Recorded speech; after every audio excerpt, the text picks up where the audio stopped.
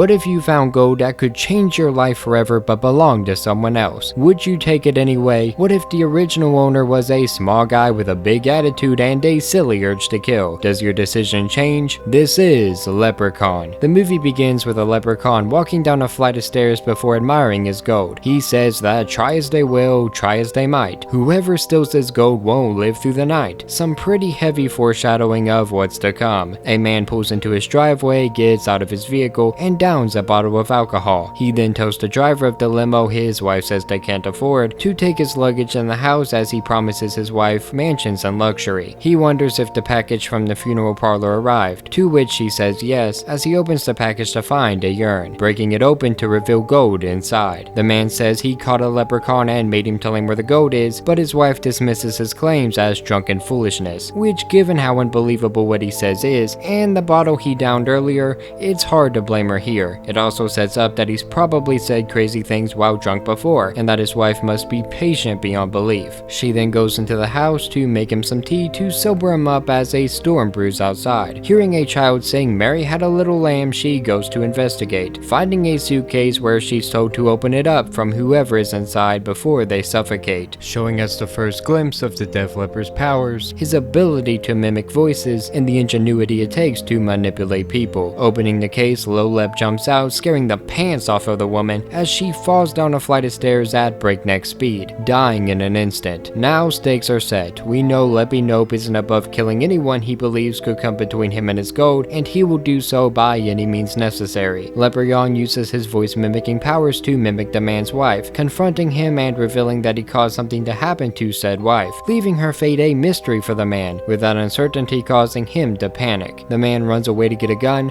before using a 4-leaf clover to scare the leprechaun, causing him to run away. A 4-leaf clover acting as a crucifix would against a ghost or kryptonite against a Superman is actually clever in its own silly way. It also shows that the leprechaun, as powerful as he is, isn't invincible, establishing stakes yet again with a precedent of possible danger for him as well as his victims. The man, now revealed to be named Danny, follows the leprechaun down to the basement where he sees the body of his wife. Leppy Toretto uses her voice to say she just has a kink in her neck, which, although this is probably someone's kink, I'm sure, it sure isn't Danny's, as he opens fire on the leprechaun. Lep states that bullets won't stop him forever and that just like Arnold, he'll keep coming back. In order to circumvent his resurrection, Danny puts his body in a box, nailing him in and using the clover to weaken him so he can't let himself out. As he dumps gas on the box to burn the leprechaun to death, the voice of the wee man states that he won't let him finish the act, cursing him for all eternity in the process. Now we know that fire will damage the leprechaun as well. Whether it needs the clover or not, I'm unaware of, but at least now we know more ways to snuff him out. We also know that the leprechaun's ability is a form of magic, as shown with him using the terminology of the word curse, giving us more insight into what he is actually capable of. Danny carries his wife's body upstairs as the curse takes place, vowing the death of Danny and promising to go away once he gets all his gold. Before Danny can put match to the gas, the flame goes out and he falls to the ground in pain. If this was the leprechaun when weakened by the clover, then I'd hate to see the damage he can do on a good day. As he tried to break out of the box, he laughs us into the future. 10 years later, a song fittingly sings about 4-leaf clovers as a father and daughter drive to their new summer house, the house that once belonged to Danny. Jennifer Aniston isn't too thrilled to have to stay in this house, being told by her dad not to judge a book by its cover, even though I think the outside of this house is setting up way too high of expectations. Jennifer complains that there's no swimming pool or shopping mall, characterizing her as a spoiled city girl way out of her element as she calls her dad a hick, setting up his characterization to be the opposite of hers. The two walk through the house, going into the basement, which is now covered in cobwebs. They both have different reactions to the situation, with her dad saying that cleaning and painting the place will make it look good as new, adding on to his optimistic characterization that was shown whenever he said not to judge a book by its cover. Jennifer, now known as Tori, however, thinks it needs bulldozed down and has zero care to actually restoring it. She's pessimistic, and her wanting to stay in a hotel instead, saying she'll pay for it, adds to her spoiled rich girl attitude that she has demonstrated thus far. She sees a big spider and then rushes out, already on the phone with the hotel by the time she makes it outside, bumping into a man as she's paying no attention to her surroundings. She says great,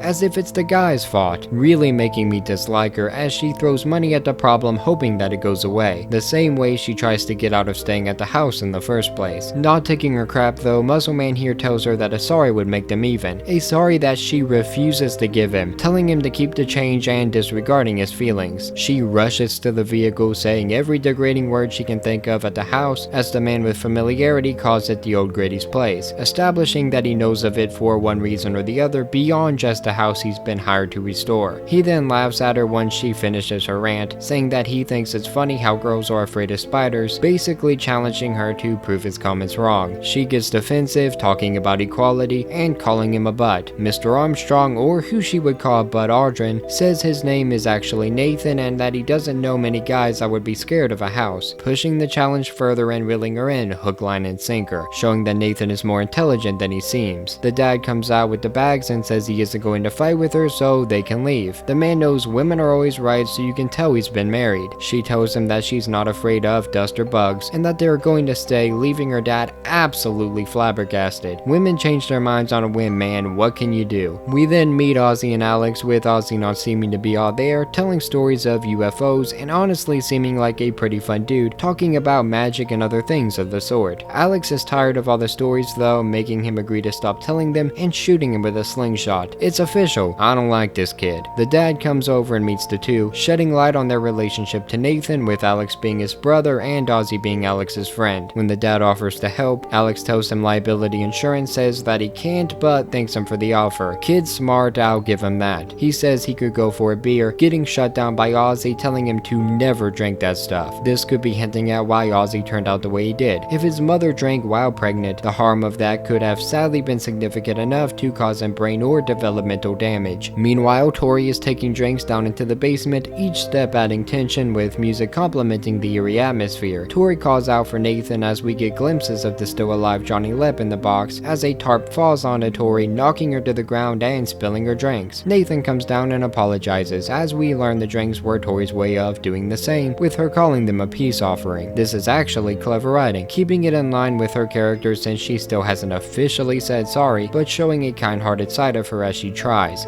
I like it. The drink spilt inside where the leprechaun is, causing the two to focus on the box, as curiosity gets the better of them and Tori, to prove she isn't scared, offers to open it herself. A callback to the conversation they had when they first met, and a good nod to continuity. The two open the lid, but before they can see what's inside, they hear Ozzy scream and rush out to see he is covered in paint. He told Alex to hold the lighter steady, to which he obviously didn't, falling in line with the mischievous side of Alex we saw with the slingshot earlier, but definitely leaning further on the cruel side as the movie goes on. Regardless, I still don't like the kid. Would have been funnier if a paint can nailed him in the head instead. Looking kinda blue, Ozzy goes inside to wash up, but after hearing a girl sing Twinkle Twinkle Little Star, he heads toward the sound. Making it down to the basement, he knocks the clover off the crate, causing the con to break free once again. Leprosy makes some jokes, eats some bugs, and introduces himself to Ozzy, saying he's a cobbler by trade and offering to shine his shoes. He questions Ozzy on if he's seen his gold, saying he'll bite his ear off if he isn't told, but not believing him when he's told that he has no idea. The leprechaun uses his powers to shut the door on the basement, but since his powers are weakened, Ozzy is able to escape. Leppy Boy says he needs his gold, apparently gaining his strength back if he had it, adding more lore to his abilities. Ozzy tells the group that he saw a leprechaun, but none of them believe him, with Alex mocking him, man I hate this kid. Nathan says they can all go to the basement and check it out, even picking up a stick just in case, in a pretty wholesome scene. Taking charge, showing traits of a leader, while exemplifying the fearlessness he's showcased so far, and wanting to put Ozzy's mind at ease, showing his kind-heartedness as well. Ozzy describes the leprechaun once they make it to the basement and they don't see anything. They then hear a crash in the distance, with everyone reacting based on how they are characterized. Ozzy sticks back, as is his nature, since he is shown to not be confrontational every moment he's been messed with so far. Tori has been feigning fearlessness, but as we saw before she had a boy to impress, she's actually quite afraid. This moment allows that facade to fall and her fear to be shown. Alex, as a curious kid, looks for whatever made the sound alongside Nathan, who has demonstrated a take charge attitude up to this point, putting Alex behind him as the sound draws nearer, showing his protective nature. A rat jump scares them as they believe the mystery is solved and head back outside where a rainbow appears. Ozzy says there's gotta be a pot of gold at the end because you know, leprechaun, so him and Alex go and check it out. They find a rusted truck, with Alex saying they should hotwire it, but Ozzy saying the battery wouldn't be any good, showing that what Ozzy may lack in some areas doesn't make him stupid. We all got our own strengths and weaknesses, which he showcases whenever he tells Alex to be careful careful around the rusted metal as well. He's caring and means well at the end of the day. Ozzy finds a gold coin and Alex immediately tries to steal it from him until he eventually does. Have I mentioned how much I hate this kid? Only giving the coin back when he finds a stash of coins himself. To test if the gold is real, Ozzy bites it, swallowing it whole. Alex convinces Ozzy they can't tell a soul about the gold, taking one piece to be checked out in town to learn of its authenticity and hiding the rest. Going somewhere to check if it's real or not is a smart move by Alex, as well as hiding it so they get all the profits, even if it's not necessarily the right thing to do. Alex does show that in his own misguided way he does care for Ozzy, wanting to use the money for an operation in order to repair his brain, adding some validity to my assumption from earlier that Ozzy sustained brain damage due to his mama drinking while pregnant. This line broke my heart.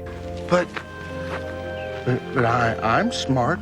Dang, homie needs a hug, especially after Alex tells him that people make fun of him behind his back. Alex's heart may be in the right place, but his brain sure isn't. He says they should go to the well, probably a hint of where they will hide the money as they walk us into the next scene. Nathan is showing Tori how to paint, but they need a new can and Tori goes after it. As she leans against a truck, Lep caresses her leg and she thinks it's Nathan before realizing he's behind her as her leg gets cut open. Nathan and her dad run over as they talk about the situation and hear a cat off screen, assuming it's what did the damage. Dad reaches into a hole after the cat like an absolute idiot and gets bit by Mini-Me in the process. They load up in the truck that won't start as the kid does something under the hood getting it to go. Now it's established that the truck is having some issues, so in the future we're most likely going to see it come up again whenever our characters are trying to make a great escape. Seeing them leave, Decepticon gets on a tricycle and follows them into town. Tori and Nathan admit the dad to the hospital as Alex and Ozzy head to get the coin inspected as was set up earlier. The guy inspecting the coin says that it's real, but that he's never seen one like it, which totally unrelated, but he kinda looks like Dreamcast guy, just putting that out there. He wants to inspect it overnight, writing them a receipt as proof that he has it and ensuring that he doesn't steal it. Side note, Alex was rude in this scene because of course he was. As the two head out, Dreamcast guy looks through a book trying to match the coin up to pictures within. Lucky then rings his trike's bell announcing his presence before pushing the trike into the man. The guy stupidly just moves on with his life like being hit by a random tricycle inside of his closed door is just a minor inconvenience. He then opens the safe, revealing the charmer inside. This was foreshadowed earlier by the shadow of Lep outside of the shop, but I couldn't figure out how to fit it into the script, so here you go. Leptune attacks the man, taking him to the ground and killing him with a pogo stick and loads of internal bleeding. Shining his shoes once the deed is done, a reference to him being a cobbler and a callback to his appearance earlier with Ozzy. He now has one gold coin and a new ride as well, taking a toy vehicle that he found in the shop. Tori and Nathan are waiting in a restaurant for the boys as she talks about her dad, and Nathan tries to cheer up by saying the worst is over. He's issuing a challenge again, and this time he doesn't even know it. Leptunia gets pulled over by a cop who downright mocks him, his age, his size, his appearance, making the officer look as bad as possible, setting him up for being killed off. Virtual Charms grabs the popo by his face, disarms him of his gun, and chases him through the woods. This scene goes on far too long for my taste, especially since I don't care for the guy being chased. He's eventually caught and killed with the Leprechaun using his teleportation powers as well as his superhuman strength to eventually snap the man's neck from behind. Back at the diner, we learn that Miss High and Mighty doesn't eat meat, getting immediately proven to be a hypocrite right after since her shoes are made of the same animal as the food on his plate. Another scene showing Nathan's intelligence, especially with how he handles her and the things she's blessed to have as problems. Ozzy and Alex arrive to the diner as Magically Delicious is ransacking their house looking for the gold. He gets distracted by off-brand Lucky Charms as well as dirty shoes, having to shine them all up. The group return to see the aftermath and Nathan says it could have been a bear. This is antithetical to his intelligence that has been showcased thus far, since I don't care how you spin it, a bear isn't going to shine every shoe in the house. What a joke. Ozzy brings up how the Leprechaun said he'd shine his shoes and is a shoemaker, but nobody considers what he has to say, even though he's the only one having a plausible explanation. He even brought the shoes shining up earlier before this situation, but the characters don't even acknowledge that. Nice. Tori goes to leave the house saying she's not coming back, but comes back moments later since it's dark outside. In line with her character, so I'm glad we are at least keeping her consistent, plus it was also kinda funny. Once the group cleans the kitchen, Ozzy finds a bell and uses it to fake us out, as the same sound was used earlier as a foreboding warning of the Leprechaun's attack on the shop owner. Ozzy asks Alex if he could kill a leprechaun, with Alex ensuring him that he could kill anything, bringing up an example of brain blasting him with a revolver. The bell then starts up again. This time it wasn't Ozzy and is coming from somewhere else. Nathan goes outside to check it out, walking alongside the house, getting caught in a bear trap. Even though he's pinned down, he still fights off Leppy with everything he's got, buying enough time for the others to arrive. They all fight him off at first until Alex goes for a shotgun and Ozzy calls the police. His phone call is hilarious,